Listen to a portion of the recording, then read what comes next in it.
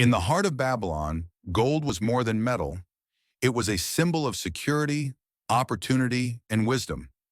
Some men amassed wealth effortlessly, while others struggled despite hard work. Arkad, the richest man in Babylon, would now reveal the 5 timeless laws that govern gold, secrets that turn labor and diligence into enduring prosperity. These laws are simple, yet their mastery separates the wealthy from the poor. In the heart of Babylon, gold was more than metal. It was a symbol of security. The first law of gold: Babylon shimmered under the midday sun, and the streets buzzed with merchants, laborers, and scribes. Yet amidst the city's bustle, one question weighed heavily on every mind. How does a man truly acquire and preserve wealth? Akkad, the richest man in Babylon, had gathered the citizens once more to reveal the answer: the 5 laws of gold. Friends, Arkad began, his voice calm but commanding. The first law of gold is this: gold comes gladly and in increasing quantity to any man who saves at least 1/10 of his earnings and invests it wisely. A murmur ran through the crowd. Arkad smiled. Many men work tirelessly, earning coin after coin, yet their purses remain empty. Why? Because they spend what they earn as quickly as they receive it.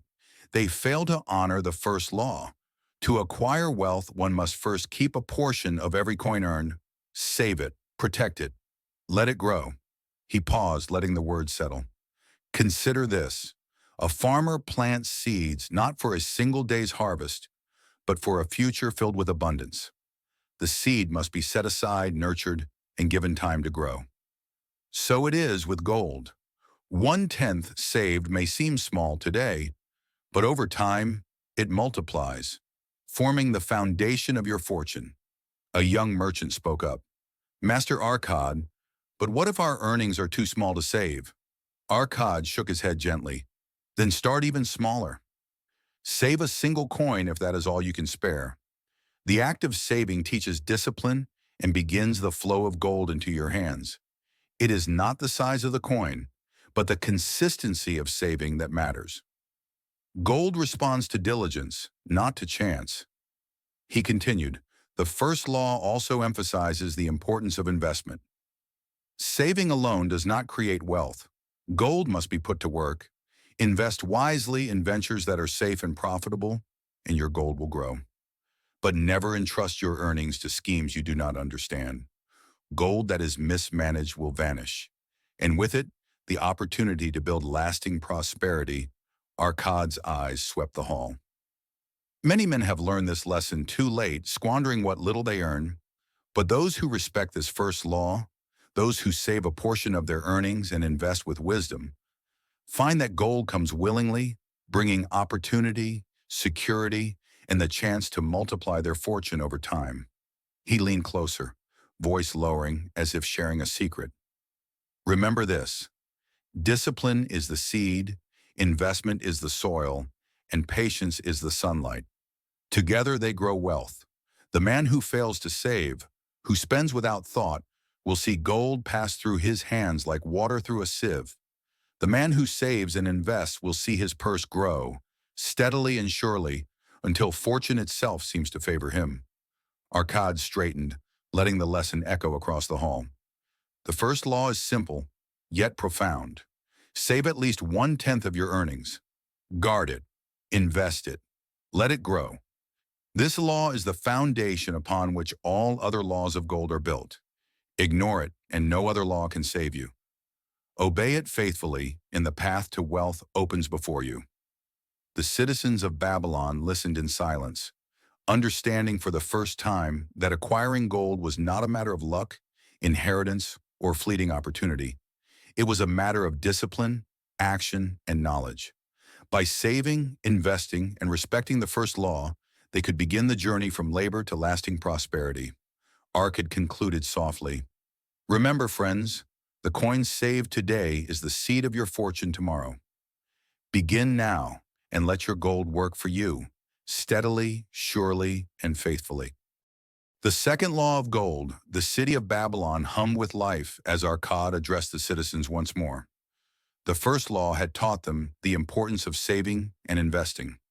Now he would reveal the second law, a principle that guards against folly and ensures the gold saved does not vanish through carelessness. Friends, Arkad began, his voice steady and deliberate, the second law of gold is this. Gold labors diligently and multiplies for the man who finds it profitable employment, but it clings to the cautious and departs from the man who misuses it. He paused, letting the words resonate.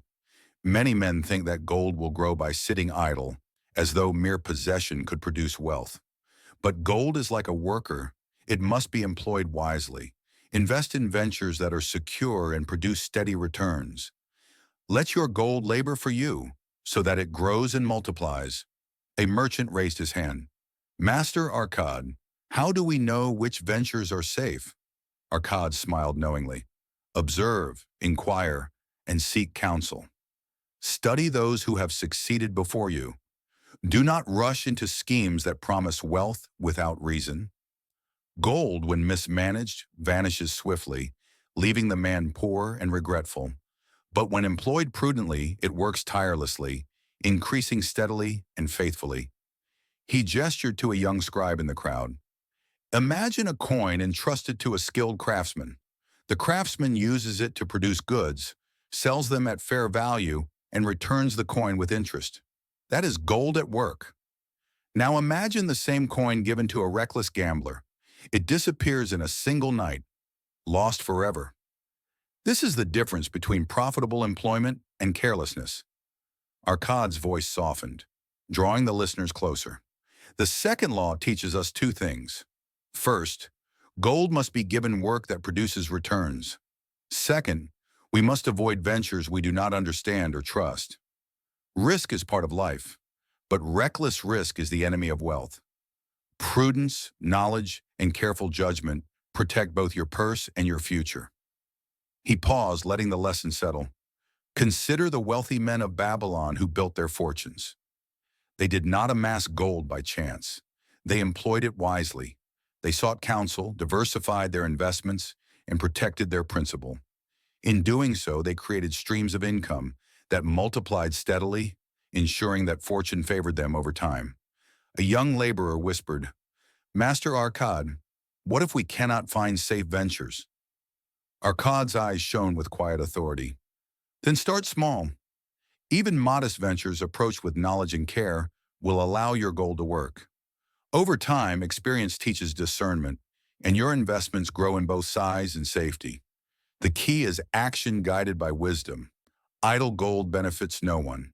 It must labor to become wealth. He raised his hand, emphasizing the truth of the lesson. Remember, friends, gold is a servant, not a treasure to hoard.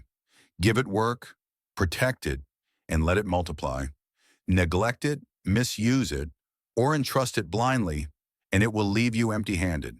The man who respects the second law sees his purse grow steadily, while the foolish watch their coins vanish. Arkad's voice deepened, resonant with the weight of experience. The second law, like the first, is simple yet powerful. Employ your gold wisely. Let it labor. Avoid reckless ventures. In this way, your wealth multiplies, your opportunities expand, and your path to prosperity becomes certain. Disregard this law, and all the gold you save may vanish as though it had never existed.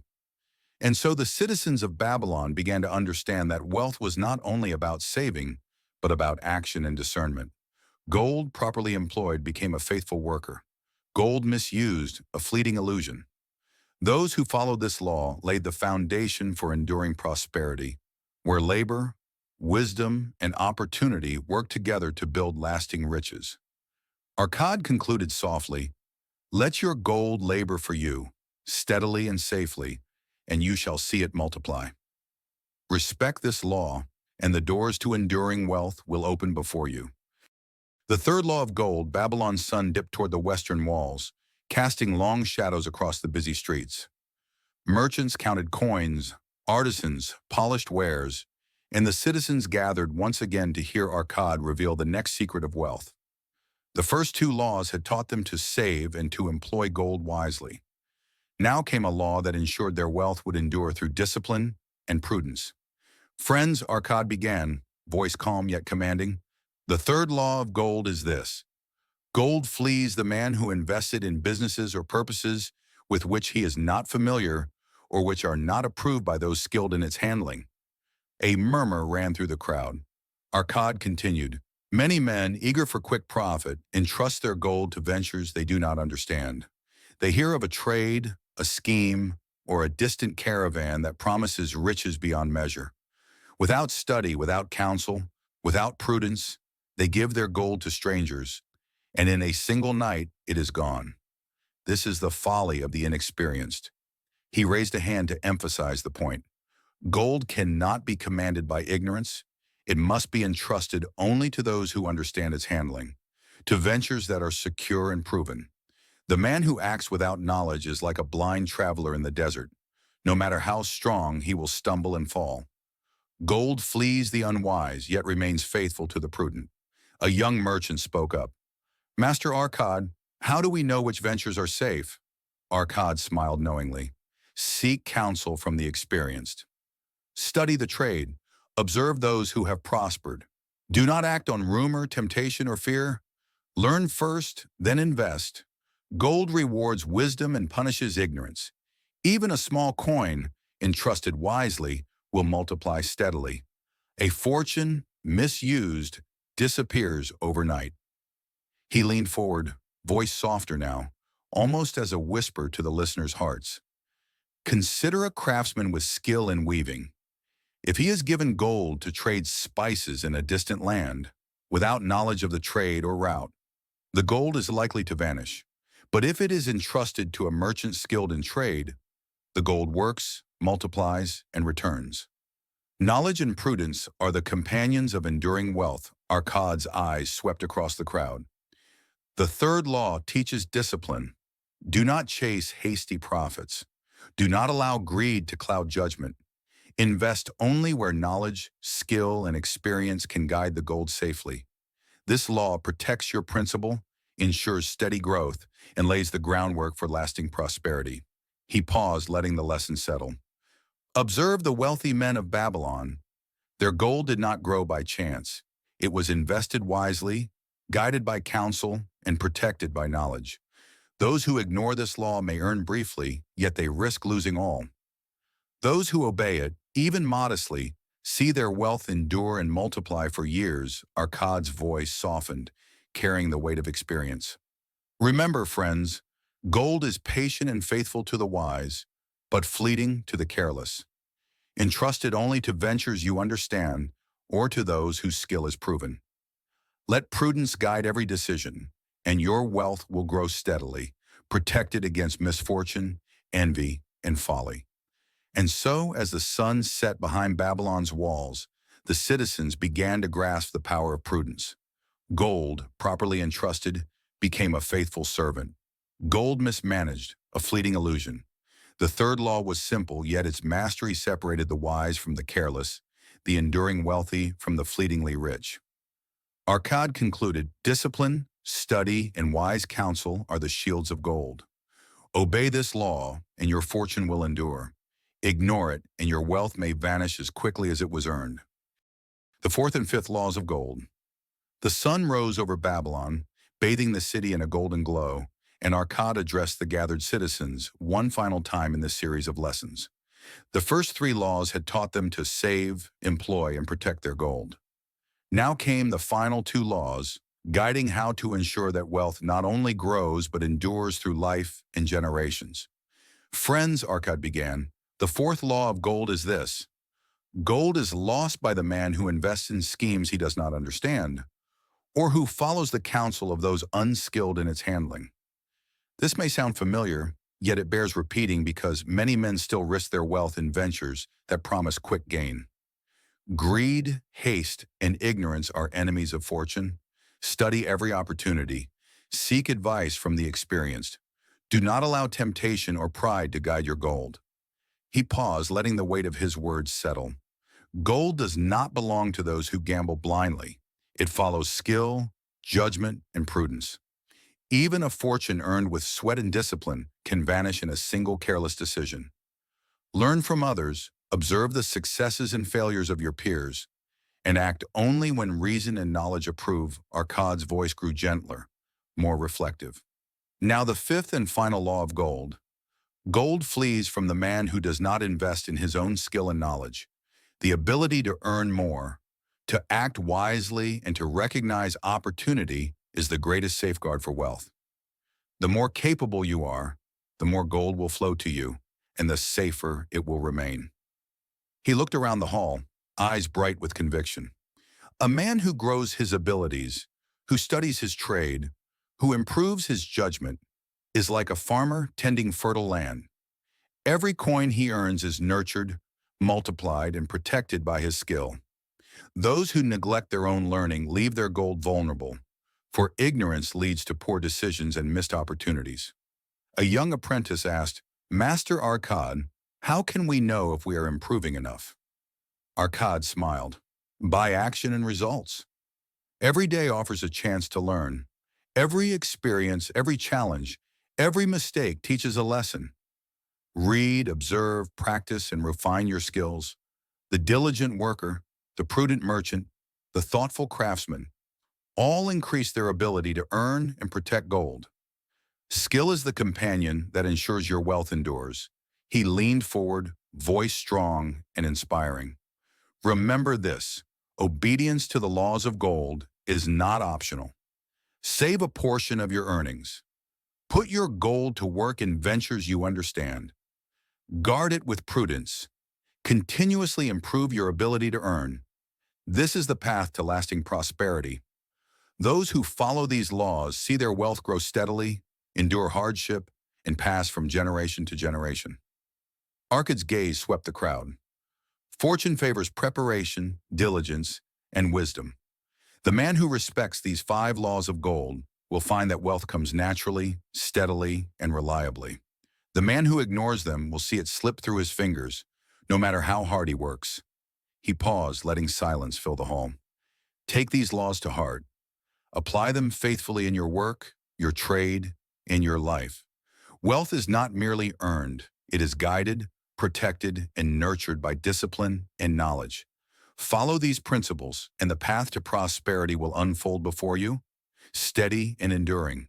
And so, beneath the golden walls of Babylon, the citizens understood the timeless laws that govern gold. They realized that wealth is not a matter of luck or chance alone, but of discipline, prudence, skill, and persistent action. The 5 laws of gold were simple, yet their mastery promised a life of opportunity, security, and enduring prosperity. And so the citizens of Babylon learned the 5 timeless laws that govern gold: how to acquire, protect, and grow it through discipline, wisdom, and skill.